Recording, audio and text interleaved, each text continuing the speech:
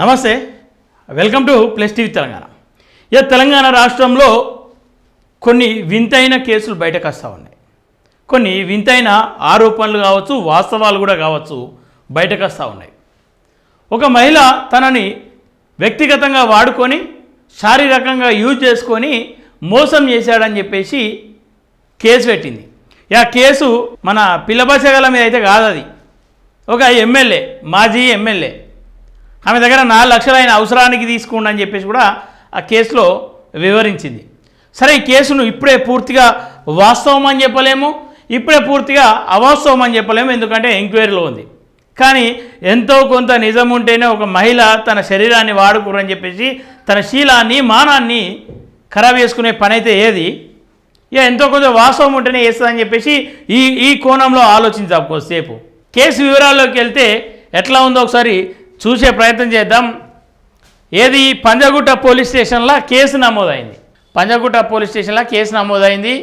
Case వివరాలు, నేను రామగిరి, ఆమె పేరు ఆమె అవసరం లేదు, వయసు 22 సంవత్సరాలు, బషీర్బాద్ ఉమెన్స్ పీజీ కాలేజ్ అని చెప్పేసి ఇదంతా ఆమె వివరాలు అవసరం లేదు, ఎందుకంటే ఒక మహిళ కాబట్టి ఆమె వివరాలను బయట పెట్టదలుచుకోలేం. నేను 2022 సంవత్సరంలో మీడియా రంగంలో ఉద్యోగం చేస్తున్నాను. అప్పుడు నా వయసు కేవలం 18 సంవత్సరాలు. 3 నెలల తర్వాత నేను ఒక ఇంటర్వ్యూ ద్వారా బీఆర్ఎస్ పార్టీకి చెందిన ప్రముఖ నాయకుడు మరియు మాజీ ఎమ్మెల్యే అయిన రేగ కాంతారావు గారిని కలవడం జరిగింది. క్రమంగా మేము కలిసి అదే రోజున ఒక ప్రైవేటు ప్లాట్లో ఆయనను కలవడం జరిగింది.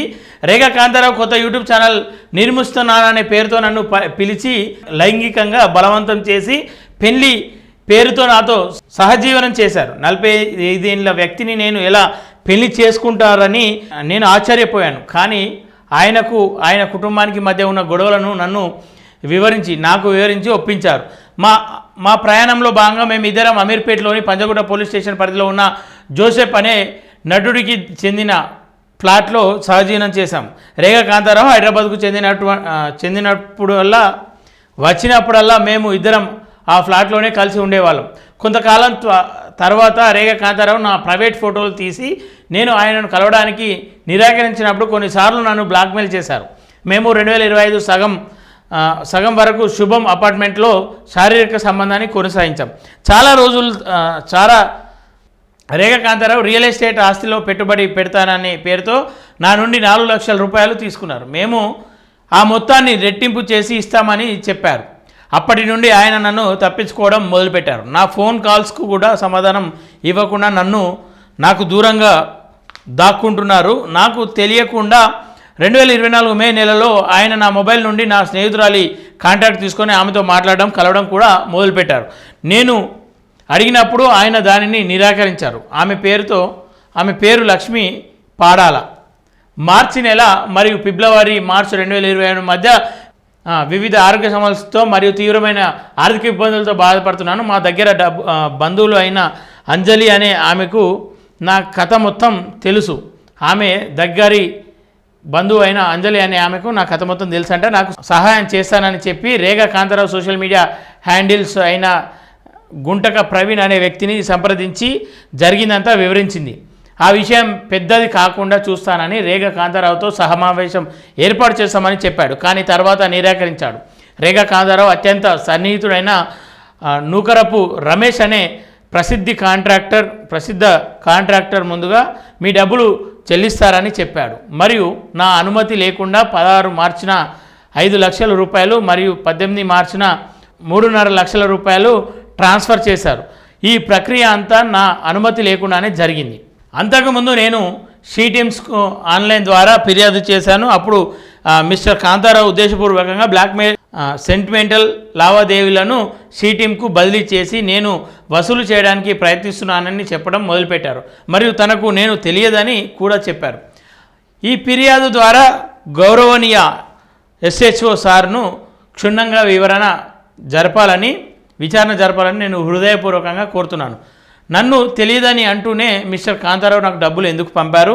ఒకవేళ రేగ కాంతారావు నాకు డబ్బులు పంపకపోతే నూకరపు రమేష్ నాకు డబ్బులు పంపడానికి వెనుక ఉన్న అసలు కారణం ఏమిటి?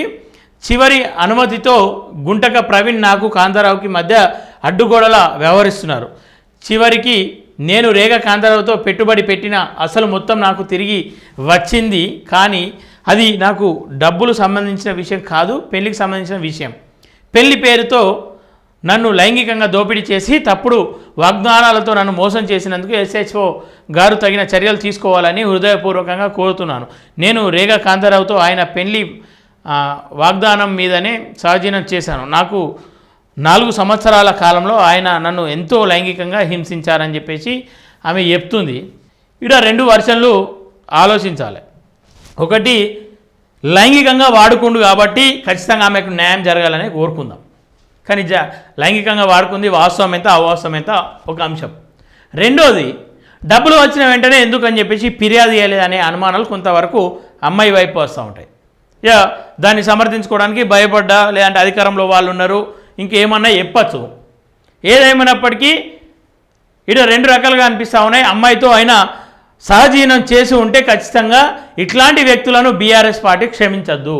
ఇట్లాంటి వ్యక్తులకు టికెట్లు ఇచ్చి ప్రోత్సహించద్దు. పదవిని డబ్బును అడ్డం పెట్టుకొని మహిళల శీలమాలాలతో ఆడుకునేటువంటి వాళ్ళను ఉపేక్షించద్దని చెప్పేసి బీఆర్ఎస్కు డిమాండ్ చేస్తూ ఉన్నాం. నిజంగా అవాస్తవాలు ఉంటే ఇట్లాంటి కేసులో ఆలస్యం చేయకుండా త్వరగతిగా ఈ కేసును క్లోజ్ చేయాలి.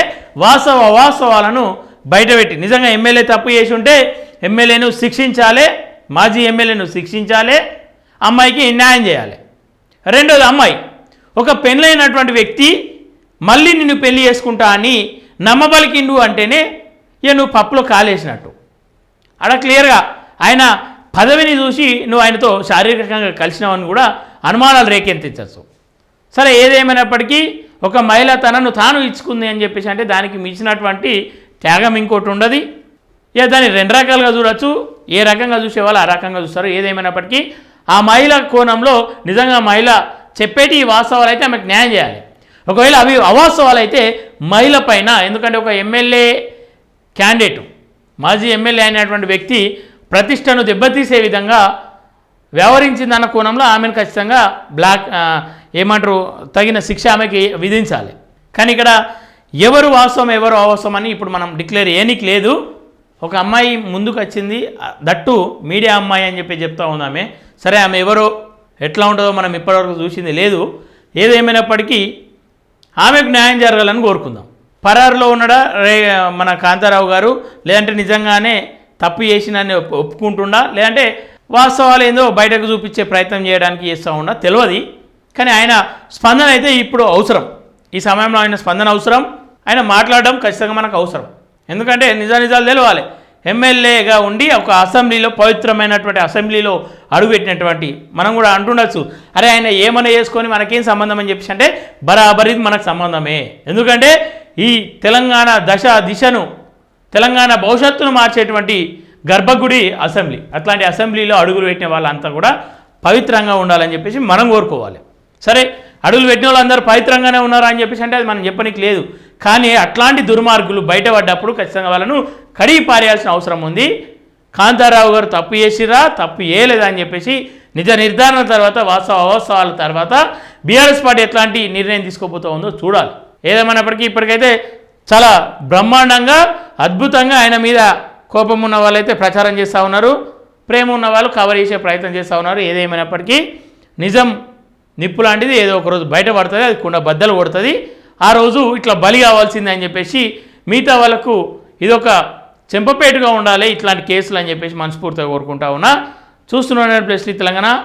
సమాచారం నచ్చితే షేర్ చేయండి. Thank you everyone.